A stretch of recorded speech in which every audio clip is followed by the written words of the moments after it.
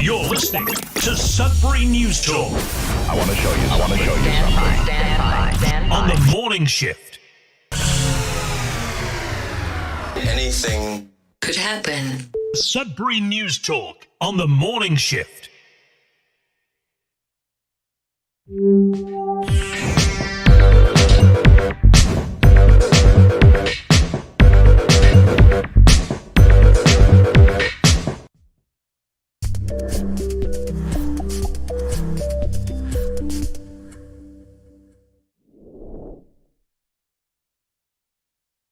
All right, good morning, everyone. Welcome to Sudbury News Talk on the morning shift.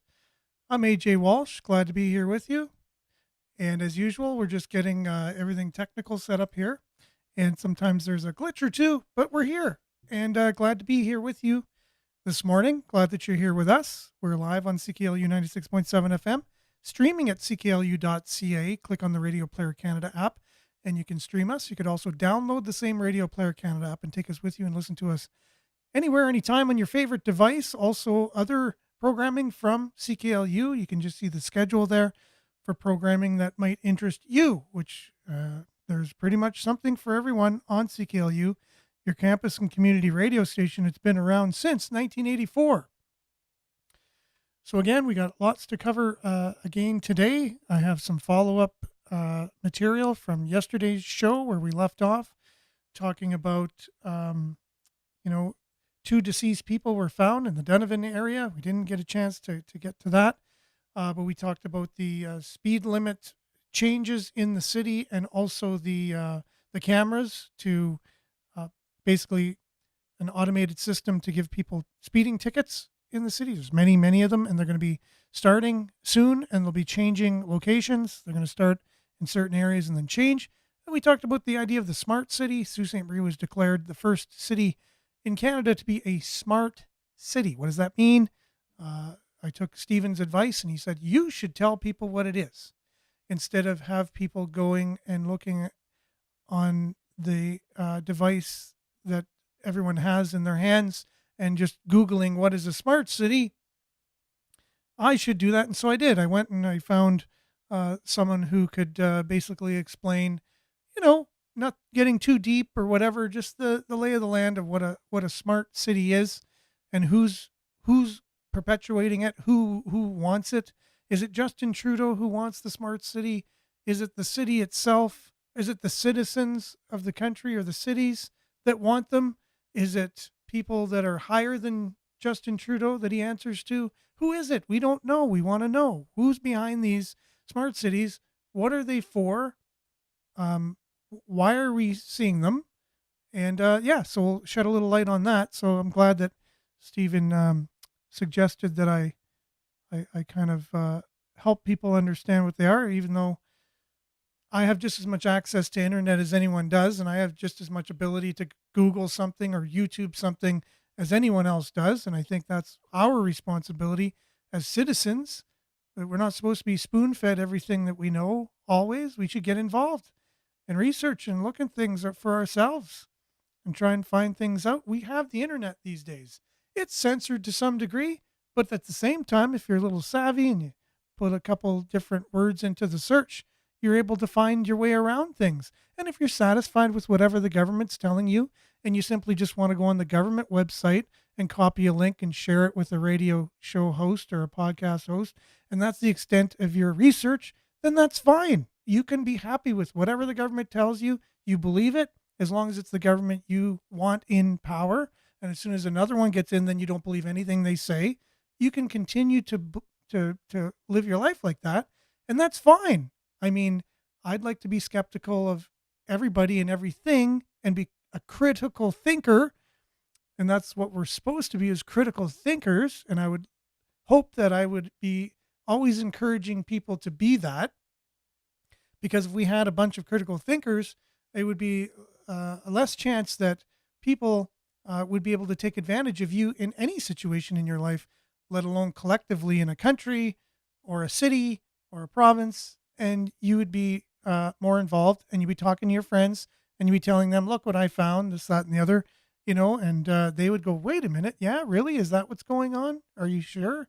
Yeah, look it up. Here's the link, And yeah, and the more people are just satisfied with what they're being told, and you're good. And that's fine. You can be that too, because apparently that's what both my grandfathers fought for in World War II, and other people did too, to give us the opportunity to decide things for ourselves and be what they used to call, and it used to be a good word, which was free. It used to be a very positive thing to say that you had freedom, and it wasn't demonized at a certain point by a certain leader in a certain country. But we used to love the word freedom, and we used to know what it meant. And anyways, yeah, I'm still wearing my poppy today to commemorate that. But anyways, thanks for being with us. We'll dive right into the weather. We got uh, Sudbury Wolves update for you. They're going to be in action here on Friday. They're also playing on the road on Wednesday. We'll have all the details from that. Headlines and the follow up from what I was just talking about now. So thanks for joining us. Make sure to uh, share, follow, all that stuff. And on our social medias, facebook.com/cybernews, youtube.com/cybernews. But mainly comment on those platforms, and I'll do my best to read them for people on the radio, get them on the screen for people watching afterwards or even live. So thanks for you joining us this morning.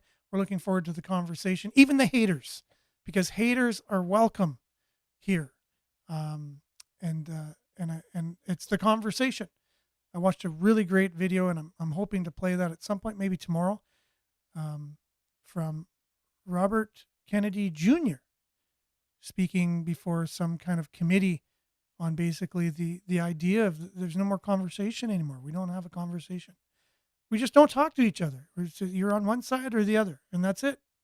And if you start to say words that sound like you're on the other side, we immediately shut our brains off and we stop listening. Anyways, all that to say, we'll be back right after the weather. Stay with us.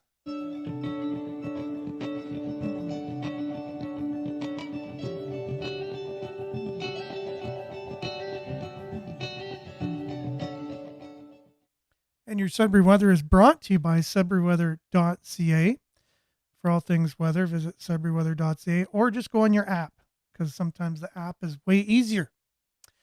Currently, it is 6 degrees. It's mostly cloudy out there. And today we can expect a mix of sun and cloud. And high of 9. Tonight, clear. Low of -3. Wind chill, though, -7 overnight. So it'll be a chillier night tonight. Then tomorrow morning, sunny. I can't believe that. Just to say that word, sunny. With the wind chill, though, will be -7 in the morning, coming out of the -7 overnight. So sunny, high of +7 though in the day tomorrow, and then it's going to change.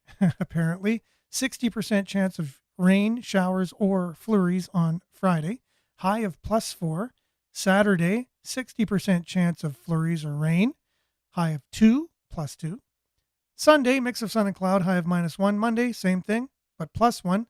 And 30% chance of showers or flurries on Tuesday with a high of +1. And that's your weather, brought to you by sudburyweather.ca. We'll be back with a little Wolves update and your comments, local headlines, and a follow-up on yesterday's stories right after this.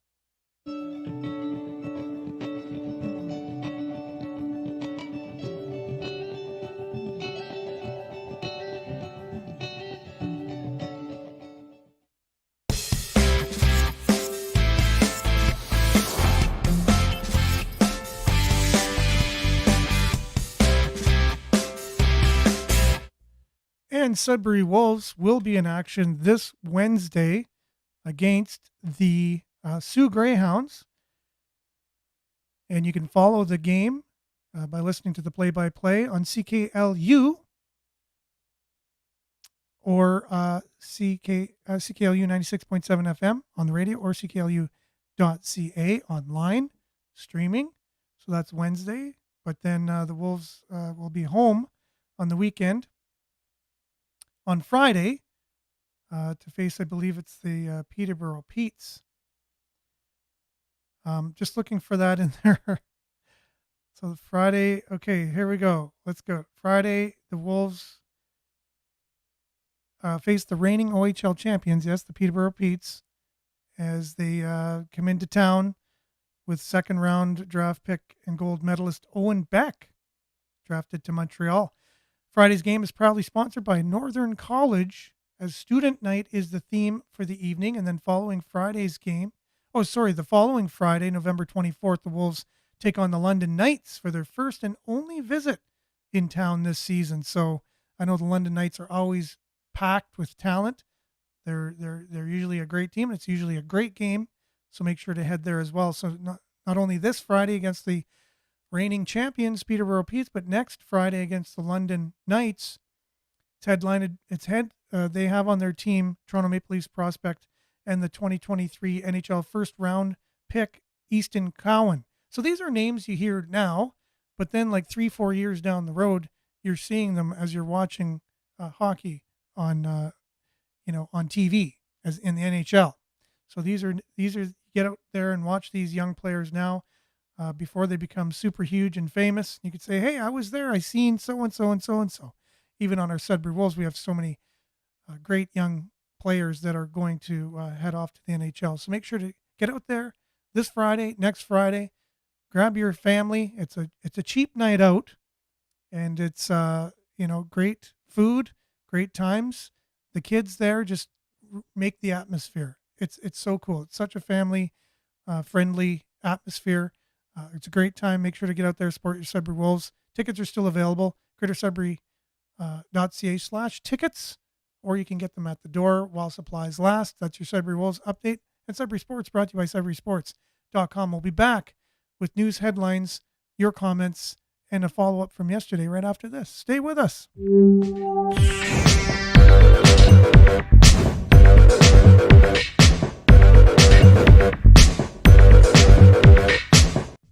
Yes, we are back, and you are with us. We have so many people joining us this morning. We're so grateful for you each and every morning, getting together, just like you would get together at a coffee shop. We get together to have a little chat on Sudbury News Talk. Good morning, Monique, with a heart emoji. Good morning, Sudbury. Good morning, Judy. Thanks for being with us. And Marianne, good morning, everyone. From Barry, as usual, liked and shared, as usual. And you got hand clapping and a sunshine emoji. Much appreciated. Blessings this fine morning from Denise. Good morning from Belinda. The ultimate ignorance is the rejection of something you know nothing about. Always seek for truth. Man, did you know what I was going to be talking about just as we came on the show? Because that goes hand in hand. Perfect. I'll read that again. The ultimate ignorance is the rejection of something you know nothing about. Always seek for the truth. 100%. We know more about nothing than we know about something. And that's a fact. Always is, always will be. It is what it is. So thank you very much for that. It's always good to be open. And Gail, thanks for joining us. Nice to see you here. Denise, good morning, everyone. Good morning, Stephen. Hope you're having a great morning. West of McNeil and McNeil Boulevard are going in Little Britain West End, not Donovan.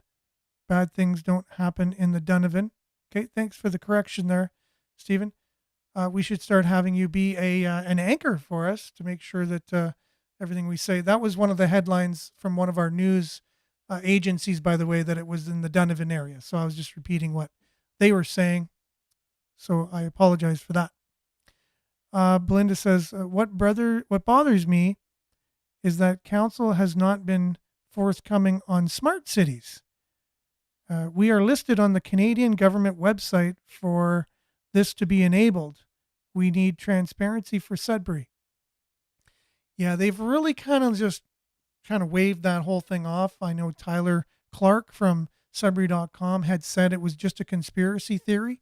And in his story, when he brought up the very crazy people at the, kind of paraphrasing his terminology at these meetings, at these town hall meetings, the crazy loud people in the back wearing Trump hats kind of thing, bringing up smart cities and then how the fact that they're just a conspiracy theory. but then you dig into it. It's not a conspiracy theory. It's a thing. And we'll be talking about that thing, thanks to Stephen saying I should be the one to get the information about it. Justin Trudeau's the one declaring it, and now I need to get the information about it because people don't have the internet apparently, and they can't go searching for it themselves. So we'll get it here on the show today, thanks to Stephen. Okay, so David says, good morning. Take care. Stay safe. Same to you, David. Hope everything's going well for you. And Marianne, good morning.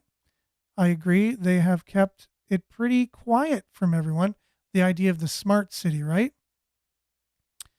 Yes, I copied the smart city link and shared it to your radio show. And of course, I read it. Great. Right from the government website. And much appreciated. Maybe look into where the government got the idea for smart city, because they didn't make it up. So you got it from the government website, which is official. It's great. And it's their take on it. And they're telling you, they're selling that idea to you, which is great. And I encourage everyone to read what we say. But where did they get the idea for a smart city? Did the Canadian government made up the idea for smart cities? We had the technology and everything, and we designed the idea and the concept and the reason for it and all that? Or are we getting it from somewhere else? My research shows we got it from somewhere else. Where was it? So we'll talk about that today. And why are we going along with other people? It could be good, it could be bad, but we need to look into it if we care about where we live and what's going on. If you're going to live in a smart city, it's probably good to know why you do, who's behind it, what are they doing, what are they doing it for? Or you don't need to know that. You don't need to. You could continue to believe anything you want, because that's what my grandfathers fought, and your grandfathers and your father and your people that your relatives fought for, was your freedom to either want to know or not. But there's a danger in not wanting to know the real truth. And you have to know that as well. And it's fine. But you're allowed to do that. You're allowed to do anything you want. You just have to pay the consequences if you do something that's illegal. That's all. Okay, so Denise says, we are the keepers for a better future, one we only borrow today. Our journey matters today, right now. Thank you for that, for sure. Good morning, Sudbury from Liette. Thanks for joining us, Liette. Haters can learn to love. That's true, for sure. Jerome, good morning. Yes.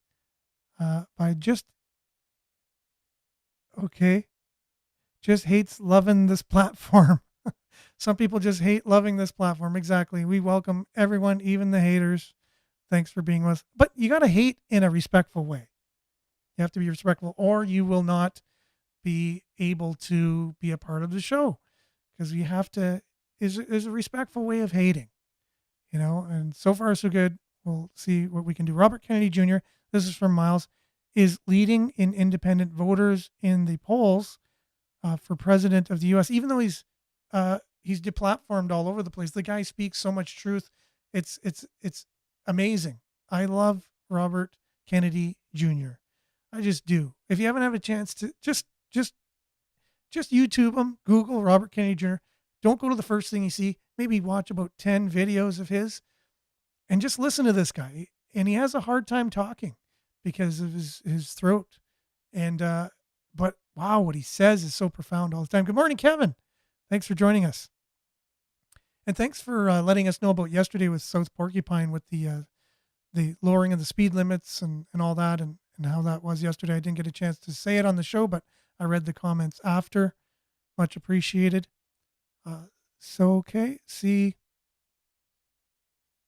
Perfect. So we're getting,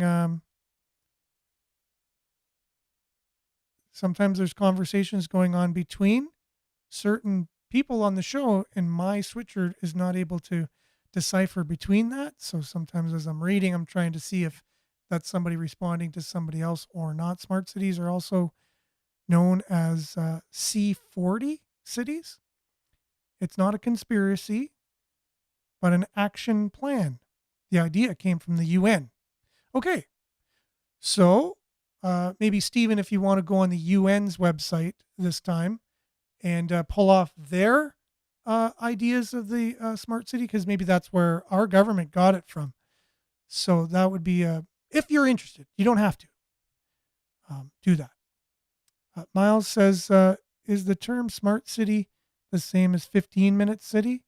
I doubt that is, but I haven't read about it. It's not. I think it's in conjunction with it. I think a smart city allows a 15-minute city to function properly. The smart city is the technology. The 15-minute city is how policy is implemented.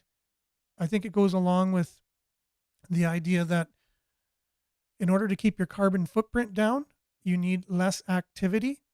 And so you need everything. And again, because the sellers of it say, no, it's nothing nefarious. There's nothing bad about it. Nothing at all. It's all good. It's just to keep everything convenient. That way you have a pharmacy and a grocery store and everything you need, a hairdresser, within 15 minutes. That's just a nice, real kumbaya kind of thing. But then you look deeper, and the people that actually invented it and want to implement it are going to basically use the idea of climate change and your carbon footprint to make you not leave, your 15-minute city bubble or 15-minute area, unless you have special permission or you are of an elite class, like a politician or some other government official, or you're rich or something. Then you'll be able to do whatever you want. It's kind of like now, just more defined and confined. But again, these are things for you, if you care about that and it's something that interests you, to look into more. If you think that doesn't make sense and it's even wrong, that's fine. But this is the things I've learned as I've looked into it. Okay, so yesterday you said you had no idea what a smart city was, but you were rejecting it because Trudeau liked it. No, it's not true. I was putting the questions out there for people to think, like, what is it? What does it want from us? How did it get there? I've done my own research and I pretty much have my own conclusions. Sometimes I share them on the show and sometimes I don't. So I thought I'd share the government link with you. There may be more, but you said you didn't know anything about it.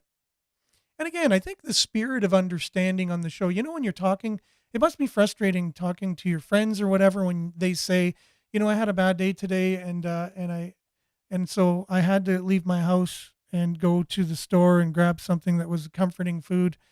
And then you go to them, oh, yesterday you said you eat too much junk. They said, no, I didn't say that at all. I just said I was having a bad day and I went to get some comfort food. I didn't say I eat too much junk.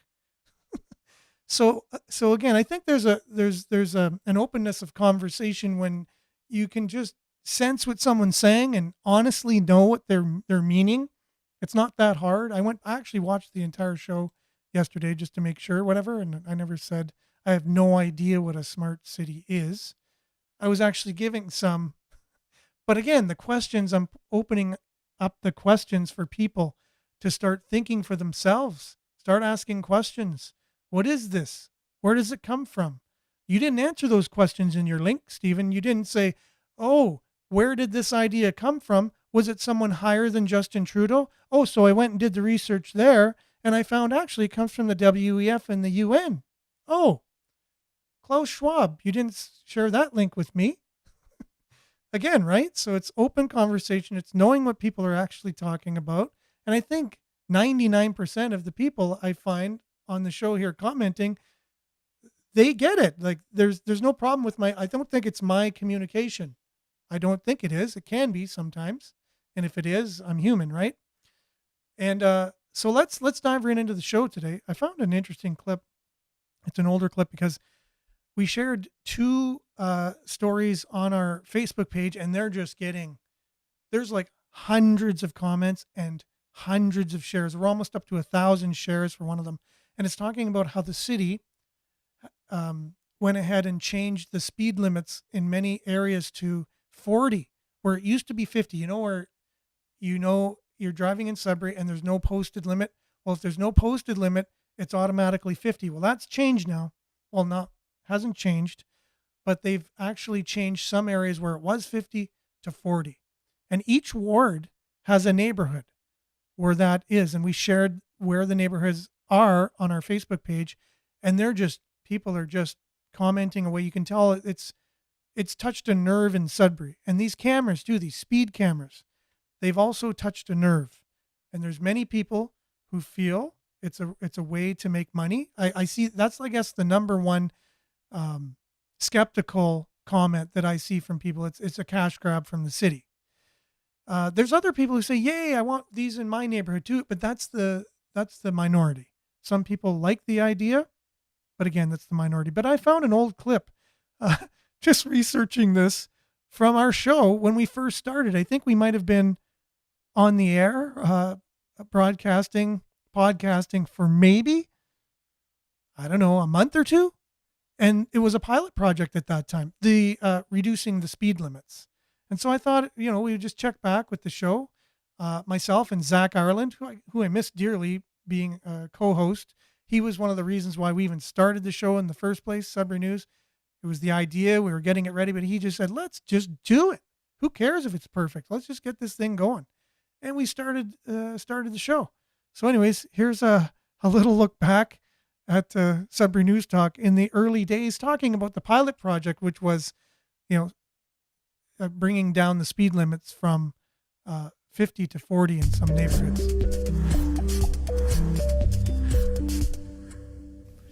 This story is, to me, important because, I'm the kind of guy who needs to get where I'm going quickly, but I'm safe. So to bring down speed limits to me is like, what does it say to you? Counterintuitive to me, and I'm sure a lot of people feel the same way. My wife will be happy to hear that it's coming. She likes slower. She loves slow. Yes. She loves slow. She loves safe. She's a very safe person. So there will be one neighborhood affected by this new 40-kilometer-an-hour pilot program, because unless signed otherwise, the limit is 50 kilometers an hour. So they're not changing that whole thing. They're not saying it's 40. No, it's just residential areas. They're thinking of lowering it to 40. Okay, they're thinking of doing it. Yeah, so there's a pilot neighborhood, which I want you to guess. It's in Ward 1, but it's only one part of Ward 1. Which neighborhood do you think it is? Oh, I don't know. It's the Moonglow subdivision. Moonglow, yeah. Is Southview Drive part of that? No. So it's a little further south. Yeah, further south, okay. On Regent Street. Okay. So from Arnold would be the furthest north, all the way down to Brenda, kind of. Arnold to Brenda. Brenda and St. Charles Lake. Okay, Road. I know that kind of like square there. You're familiar with that? For sure, yeah. So that whole area, they're going to lower it to 40, and then that will be the pilot project. And then 2023, during the budget deliberations, the new city council, if any of them change, will analyze the results and maybe vote make it on making every citywide neighborhood like that. Ouch. Yeah. 40. Well, I guess in neighborhoods, if you're driving up and down a street with children, 40 to I'll me, tell you, I was driving over the probably weekend. makes sense. I was driving on, speaking of Napa Valley, that's funny. I was driving on Napa Valley in the south end, very far south end, like Algonquin area. Yeah. You could not go even 40 on that road. It was packed. Where was this again? With kids on Napa Valley Drive. Okay. So if you know, like Trail Ridge. Oh, yes, off Armstrong. Off of Algonquin. Not Armstrong, Algonquin, yeah. You're thinking that's across the highway. Across the highway. No, but that area is just like, wow, what a great family area. Like, I wish I was 12 and I was living in that neighborhood, because it was just packed with kids just enjoying the sun over the weekend. And they were just having a blast. Yeah. Driving, like riding their bikes, playing basketball. I was going like 5 kilometers an hour through this neighborhood because they're just packed with kids. So even 40 seems really high for something like that. But I see. Yeah, it's true. It even seems if there's like kids that could just they were actively like playing ball and stuff. Like even 40 is too fast for that. Yeah, So my thinking was there could be no speed limit that's low enough for something like this. Even 10 would be like, are you going to be able to stop on a dime if a kid runs out in front? So to me, 50 does seem pretty high for a neighborhood like that. But if you use discretion, but maybe, what I'm thinking, maybe it's not worth it. The other streets, like Algonquin, let's say. Algonquin. That's a main artery. I would should think be 40 50 is pretty or low. whatever. Yeah. But once you turn off of these arteries going right into a neighborhood, Sure. I have no problem with 40. I have no problem, or less, like you said. Exactly. Yeah. Yeah. So like Moon Rock, we're talking about back in Moonglow. Yeah. So like Telstar would be like the main artery, or Brenda.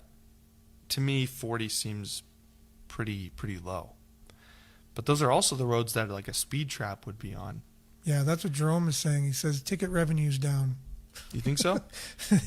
Manufactured That's speed speculation. trap. Yeah, well, that's, I tend to agree with most of these conspiracies, but yeah, no, well, yeah, they do make money from. I remember a police officer was open and honest enough to tell me, sorry, I have to get my quota today. And I was like, terrible. thank you for telling me that, because he got me for like 8 over.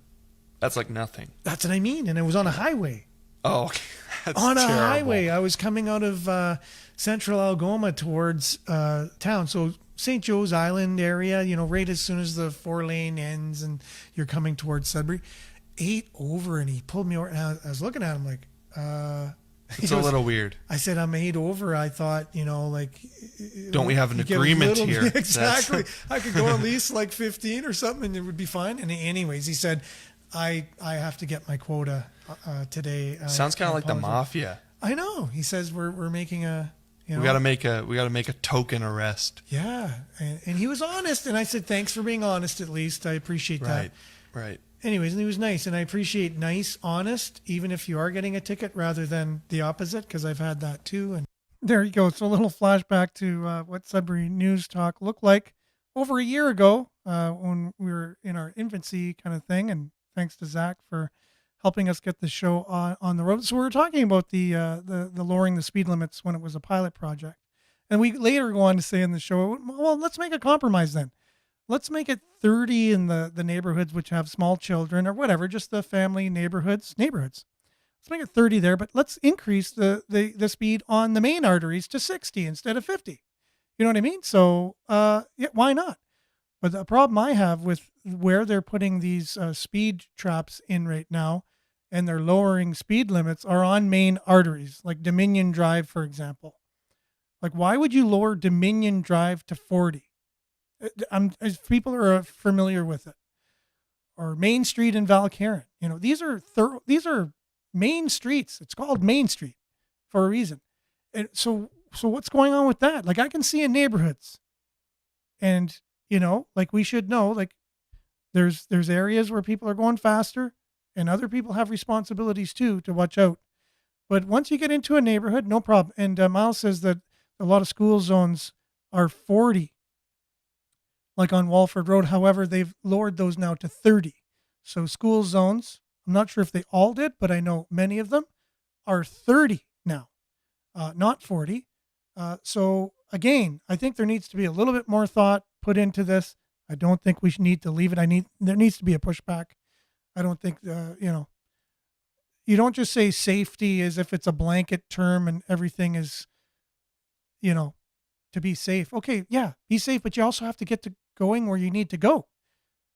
I went on to talk about the person timing the lights as well, and that's just a whole rigmarole. Stop, start, every light. You know what I mean? That's just very frustrating when you're trying to get somewhere. Looks like you've shared quite a bit of stuff here, Denise.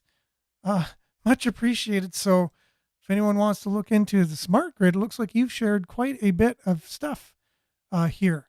So Stephen's going to be busy or not looking into some of that if he wants to know. But I guess he thought that I wanted to know. So he was enlightening me with what a smart city was yesterday. So much appreciated on that. And Liette, thanks for your comment. And yeah, we need to, I think just if it doesn't make sense, it's not common sense. It doesn't make any sense to me.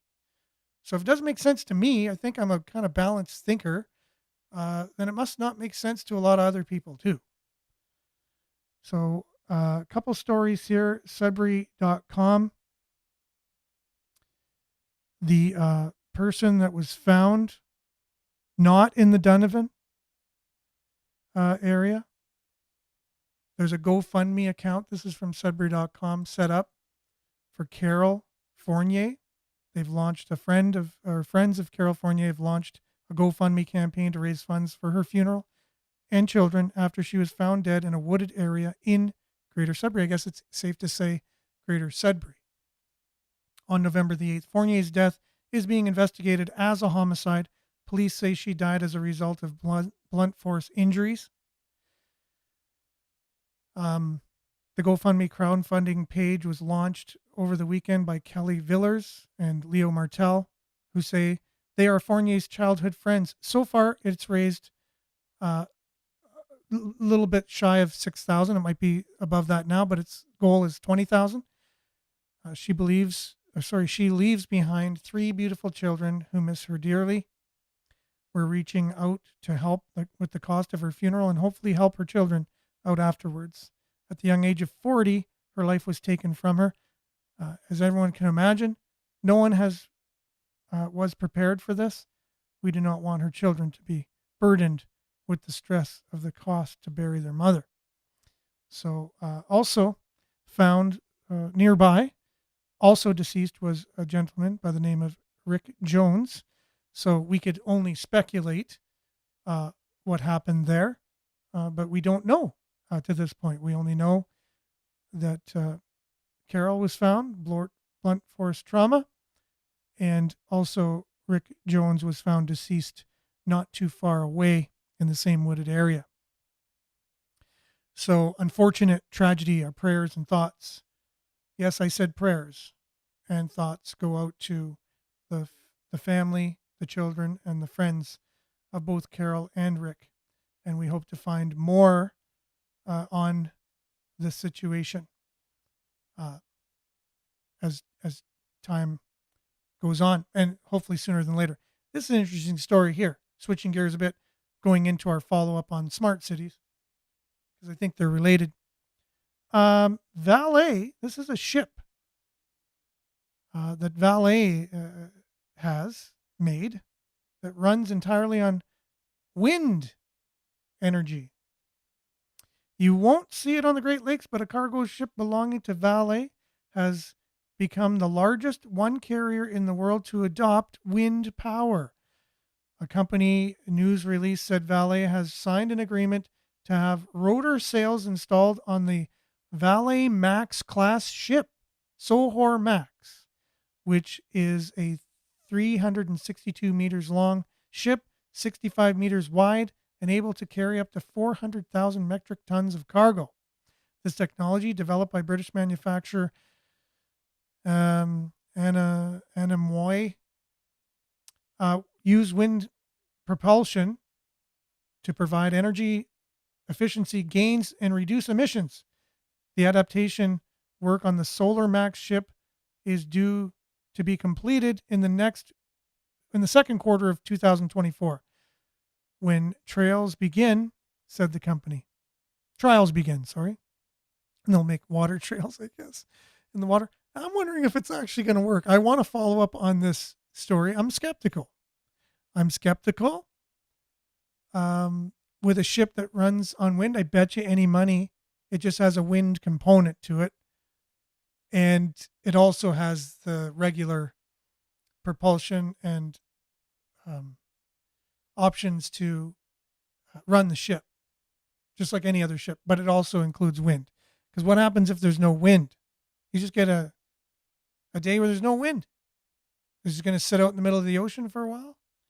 I don't think so. Valet said along with the economic payoff for the cost of running the ship, okay, there was also a significant reduction in the carbon emissions for that ship. Okay. The five cylindrical rotors on the Valet Max will be around 35 meters high and 5 meters in diameter. That is twice the windage area of the sails used on the previous whatever ship. That is same idea of wind. The new technology will allow efficiency gains of up to 6% and cut CO2 equivalent emissions by up to 3,000 tons per ship per year, said the company. It's a very large ore carrier owned and chartered by Vale to carry iron ore from Brazil to Europe and Asia. While Vale is primarily an iron mining company on international market, it is also significant nickel, copper, and operates largest mining and refining operations in Sudbury, obviously. Nothing about how the ship, how much of it is wind and how much of it is just a regular ship, I'm sure. Now I can look into, usually you would hope the news that covers these things would answer these questions, but as usual, when I read mainstream media, I'm left with more questions than answers. They have their virtue signaling done. They're lowering their carbon footprint. It's a really great thing as the world is moving to this. End of story. So the virtue signaling was the main object of the story. It's a great, public relations thing. Now that that's over, how does the ship actually function? Will it work? At the end of the day, will their claims be substantiated? These are the questions I'd like to know. But it looks interesting. Looks great. Speaking of interesting, as the Sioux declares that they are Canada's first smart city, I had to do a little bit of digging to find out what a smart city is. What does it want from us? Who's behind it? And here we have a journalist who's taken the time to do that. So I figured might as well take from him what he has to say. He's a little ahead of the game from me, knowing some of the details. And then, you can do your own research. So he talks a little bit about the smart city, and we won't have enough time to take in everything he says. He talks about how the WEF have plans on their website, and they were taken off of the website at a certain time, but he had to go back in the archive to find out their plans for these smart cities. It goes along with a food program that they have where they want to change the way food is grown and distributed in the world. And they're starting in the Netherlands, which is the breadbasket of, they do a lot of growing, and they've been trying to cut back the fertilizer use for farmers, which we've also followed in Canada. And we wonder where Justin Trudeau got these ideas from. This is where he gets his ideas from, is from the WEF. This will be substantiated from this reporter's findings. But anyways, in the UN, they want to change the way food's done. So they slowed down the fertilizer to cut back what farmers could actually grow. And then they were shutting down farms and taking their land in the Netherlands. And then they're building these smart cities, which is basically just a little device on a lamp post, which makes the whole city Wi-Fi. As long as it has internet power and it has fiber optics available, this company that works with the WEF and countries basically installs the technology to make a city smart, which just makes it the Internet of Things, makes it so that way they can offer free Wi-Fi to anybody in the city. So when you're in public, they have a public Wi-Fi, but that then has nefarious things that are attached to it, right? What are some of what could go wrong? What could go wrong with this idea? So anyways, we'll just check in with him. We'll be back right after this. Every single thing you do on that internet connection is then monitored. And when you apply this to a whole city, think about the implications of that. What that means is that if you have a smart city like they're now doing in the Netherlands, or like they have to some extent already in New York, it means that every single thing you are doing is being monitored and collected by the government.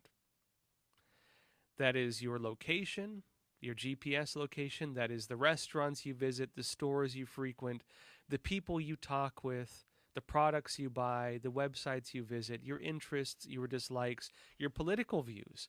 All of that is monitored, and all of that is used to create a database. Now, again, AI technology typically works on data collection, and data is, of course, big data and so on is one of the new big focuses of businesses and of governments.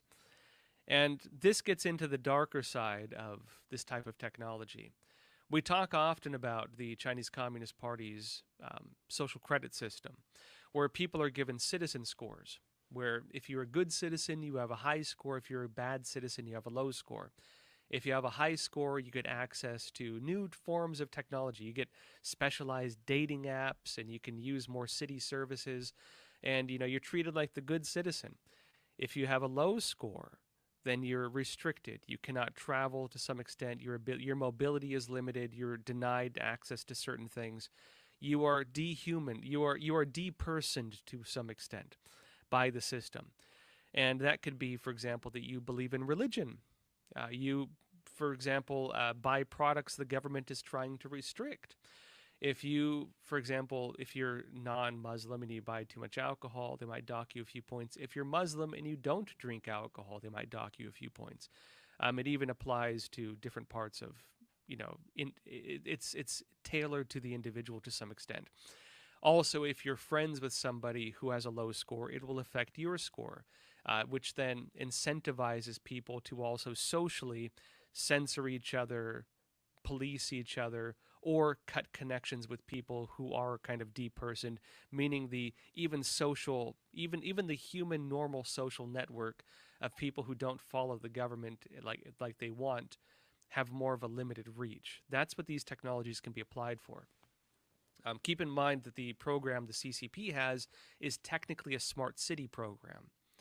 That technology they have, the social credit system, is a smart city technology. That's what it is. Again, they're just using it for like evil things, basically. Now, remember, in the West, they're talking about this as well. They're talking about your carbon footprint. They're talking about monitoring you and determining whether you're a good citizen or a bad citizen based on your carbon footprint or your privilege and so on. Banks even want to create new credit scores based around this, much in the same way the social credit system in China works, only monitored based on green policies and other things like that. In other words, they're already doing it. Now, I should note, when it comes to the specific technology they're rolling out in the Netherlands, radio LED, it states on the website itself that radio LED networks are available in Switzerland, Austria, Germany, and Czech Republic, Caribbean island, USA, America, in other words, the United States, and the Netherlands will soon follow and provide a new edge network for its citizens. So, folks, even though we're talking about, in this piece at least, the Netherlands, they're going to be doing this in the United States. They're working on this in the United States already.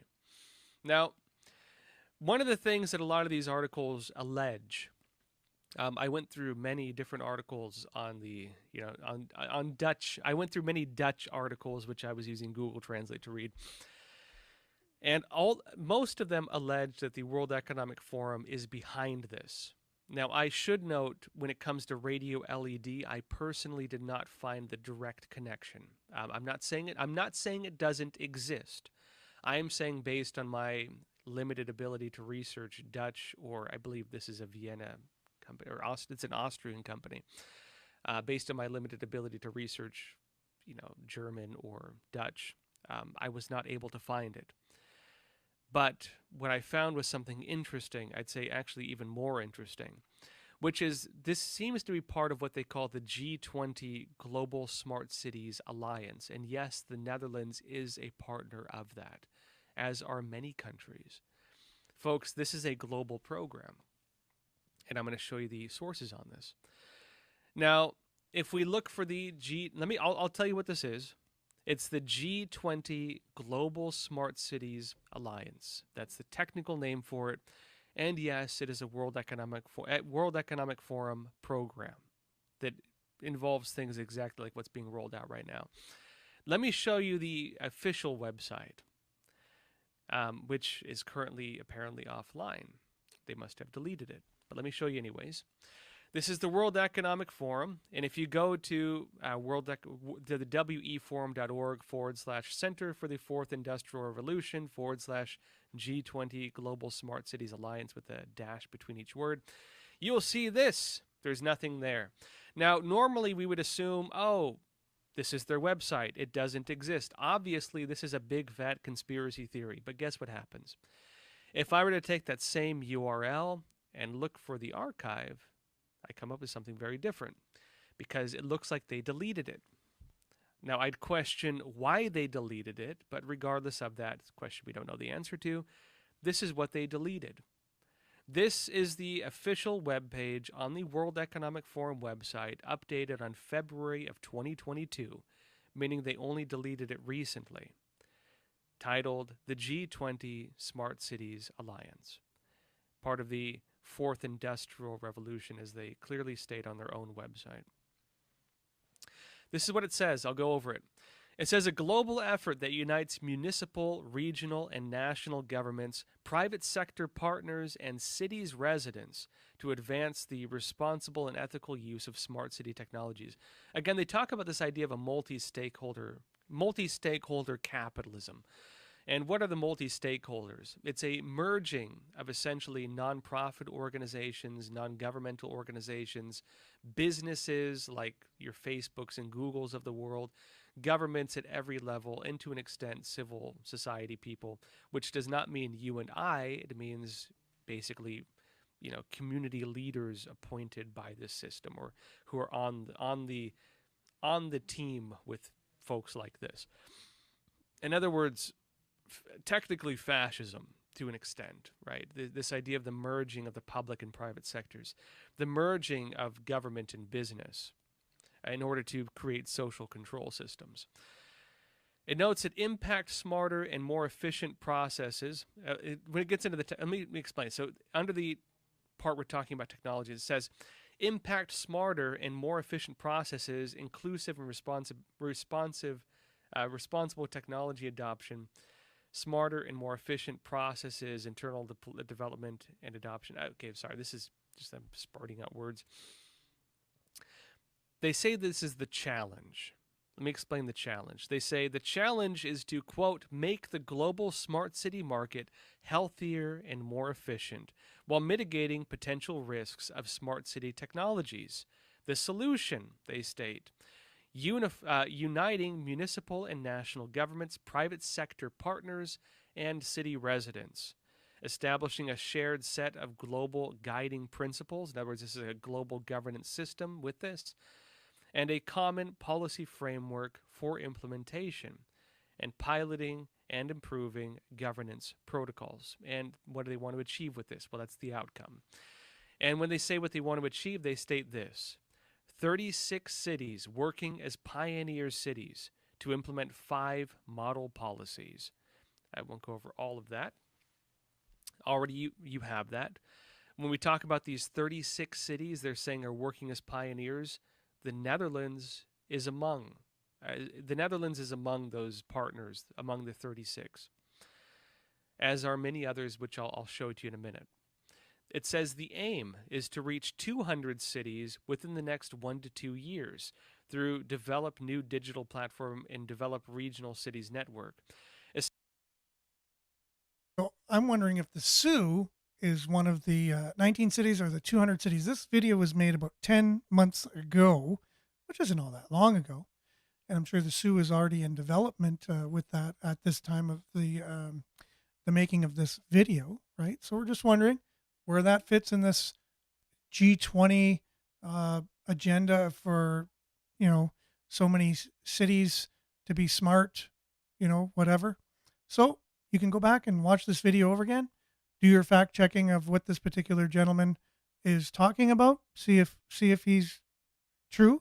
And if you want to go back and look at an archive of any website, if you see that it's gone and you say, wait a minute, I'm pretty sure I found this on this website before. There's a tool and a website called Wayback Machine. You just type in Wayback Machine into Google and click on the website, and you punch in whatever website you're looking for, and you can go back in history. It gives you a calendar You can go back and it gives you little dots on calendars where they checked in with this website, and you can see what it looked like on that day on the calendar. And that's what this particular gentleman did. He went back to see what the website looked like. Also, Vin is sharing c40.org as well, which is probably simpler to just look at what this is all about, right? So much appreciated, guys. Thank you very much. We're just asking questions here. We're just not sure. And again, Stephen, apologies if you're just, when I'm asking questions, I'm doing it rhetorically as well. Just the idea of, it's like Weird Al when he came to Sudbury, said, the big nickel, what is it? How did it get here? What does it want from us? A little bit of satire in there, and, but I didn't email him what the big nickel really was and how he, what it wants from us. He was joking, and he was just putting out rhetorical questions. So again, in the spirit of just understanding and knowing we're having a conversation here, I just really hope that we have a higher sense of what we're actually trying to say here and get that. And we really appreciate the real conversation that people can really have amongst one another as we live in a real city, in a real province, in a real country, in a real world, trying to make our lives real, trying to make sense of it. That's what we're trying to do here. We're all human beings. We all have the same goals. We all want ourselves to be happy and our loved ones to be happy and a happy future. Nobody wants anything different as far as I know. If you do, you're a very small minority.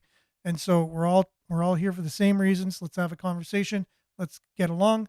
And hopefully we'll continue that conversation. Same time, same place tomorrow. Stay tuned now for Earshot Daily, everyone, on CKLU 96.7 FM. Have a great day, everyone. Ciao.